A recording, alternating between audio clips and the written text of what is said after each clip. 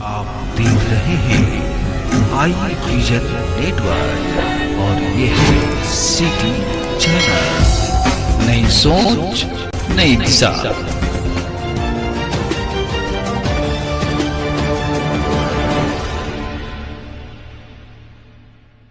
दर्शकों नमस्कार, मैं हूं भूपेंद्र। आप देख रहे हैं सिटी चैनल।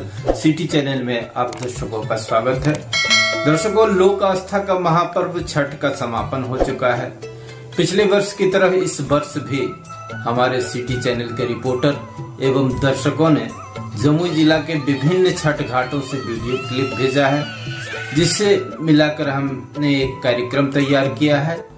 आइए आपको मैं लिए चलता हूं जमुई जिला के विभिन्न छठ घाटों की ओर, जहां पर आप आस्था का अद्भुत नजारा देखेंगे। 36 घंटे का महापर्व 4 दिवसीय छठ पर्व की शुरुआत बीते शुक्रवार को नहाय खाए व छठ खरना पूजन के साथ शुरू हुआ। यह पर्व 31 अक्टूबर यानी आज सोमवार तक चला।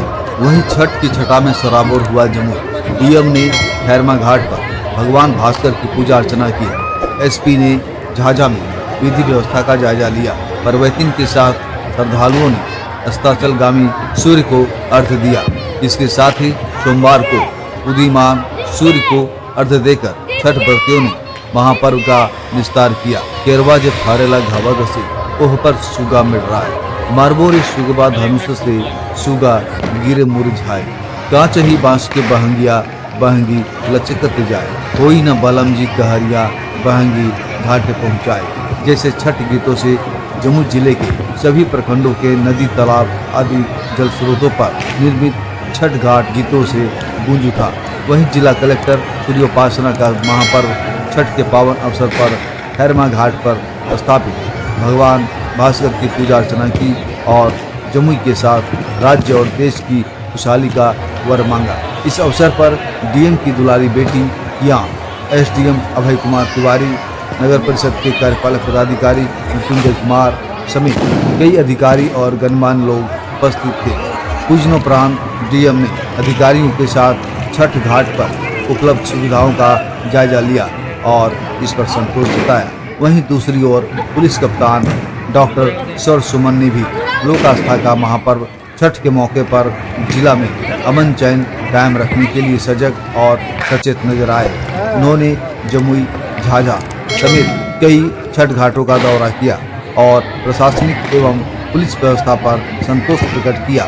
डॉक्टर सुमन ने श्रद्धालुओं से शांति के वातावरण में पर्व मनाने की अपील की। लोक आस्था का महापर्व छठ को लेकर रविवार को अस्ताचलगामी लोक आस्था का महापर्व छठ व्रत को लेकर रविवार को अस्ताचलगामी भगवान सूर्य को अर्घ्य देने जनसागर उमड़ पड़ा। छठ व्रतियों ने छठ गीत गाते हुए पूजन सामग्री अर्पित की। अस्ताचलगामी भगवान सूर्य को पहला अर्घ्य देने के लिए छठ व्रतियों ने निर्जला व्रत रखा, जो सोमवार की सुबह उदीयमान सूर्य को अर्घ्य देकर इसका समापन किया। वहीं बीते रविवार अपराह्न से ही छठ व्रतियों का किउल नदी समेत अन्य जल स्रोतों के तट पर आगमन शुरू हो गया। परिवार के पुरुष और महिला पूजा सामग्री सिर पर लेकर चल रहे थे। अस्ताचलगामी सूर्य देव को अर्घ्य देते समय सूर्य देव को प्रसन्न करने के लिए घाट पर बैठी महिलाओं के द्वारा गाए जा रहे गीतों से घाट गूंजता रहा और चौथे दिन व्रतधारी महिलाओं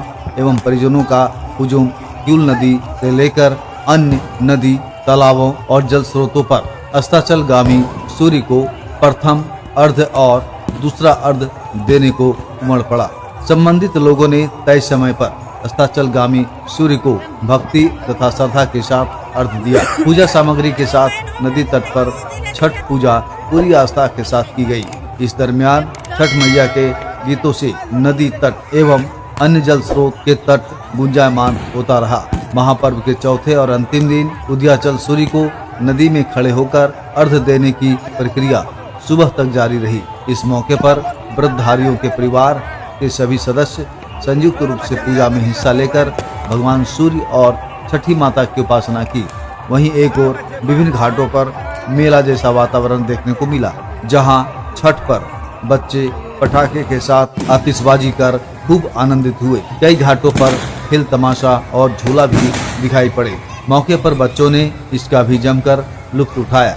बताते चलें कि छठ पूजा को सतयुग से जोड़कर देखा जाता है। ऐसी कई कथाएं मिलती हैं जिनमें राजा प्रियवंद, भगवान राम, पांडवों के अलावा दानवीर कर्ण की कहानी का जिक्र मिलता है, जिनमें अपनी अपनी भिन्न भिन्न प्रकार की कथाएं मिलती हैं।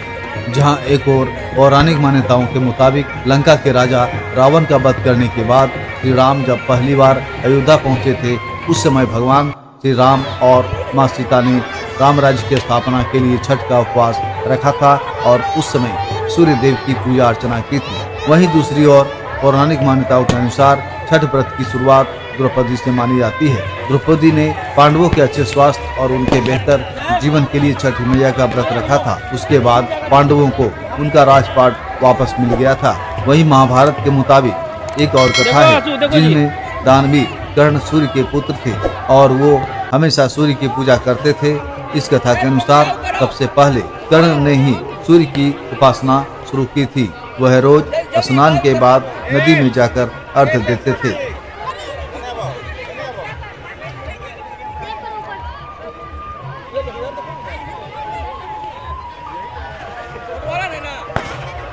फोटो ले लेना आ रहा पीछे वाला नहीं आ रहा। नया फोटो ले लेना तुम, हम रिकॉर्डिंग ले रहे हैं।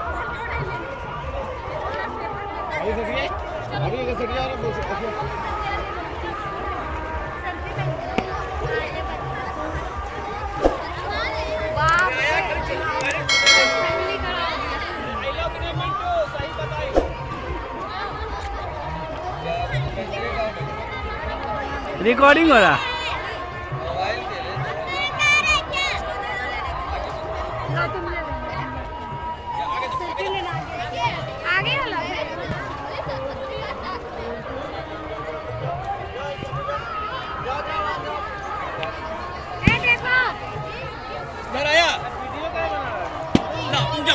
फोटो भी आ रहा। तुम जाओ, खड़ा हूँ। रुको इधर देखो सब कोई।